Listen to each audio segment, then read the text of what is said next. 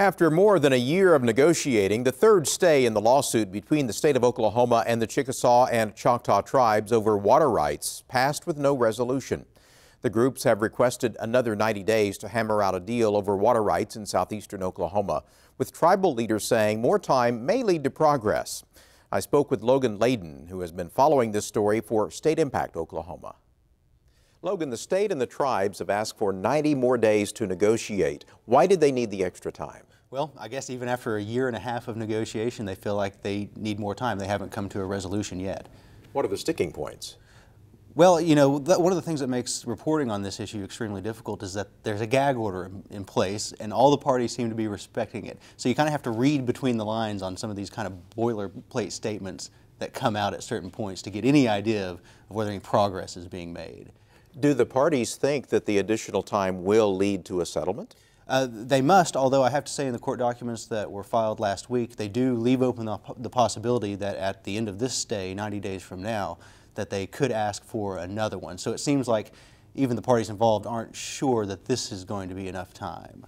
In essence, what are the arguments being made by the two litigants on both sides? Well, the tribes say that they have the right to water across a large area of southeast Oklahoma, I believe 22 counties, and they base that on treaties going back to the 1830 Treaty of Dancing Rabbit Creek.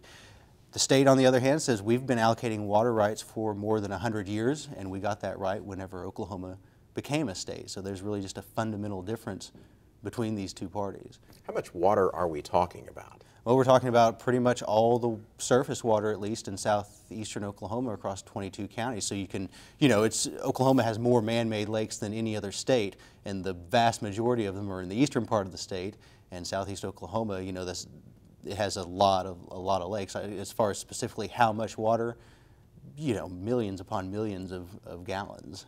Is there any idea whether this will be done somehow or another in 90 days, or whether they would wind up asking for another extension? Well, if you take a look at the statement that was released by Chickasaw Governor Bill Anatubby and Choctaw Chief Gregory Pyle, they do say that more time could lead to further progress. So that implies to me, if further progress is hoped for, that some progress has already been made. In addition, a federal mediator has been helping with negotiations for the last year and a half, and the parties have asked that he no longer be involved. So that does tell me that some progress is being made, and at least the parties are getting along, and they don't need someone there to keep the peace. This is all going on as people in Texas are also trying to secure rights to Oklahoma water. That's right, and I believe in that case, the court has ordered that the parties there take into account the tribal water rights in Oklahoma.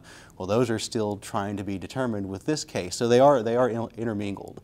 StateImpact Oklahoma is doing some heavy-duty reporting on water right now. That's right. In fact, we have a one-hour documentary that's set to air today on Tulsa Station and early next week here locally that really focuses on Oklahoma's water issues broadly. Oklahoma faces some significant issues with its water infrastructure. Not only that, but the drought is making it a lot worse. Logan Layden from StateImpact Oklahoma. Thank you. Thank you.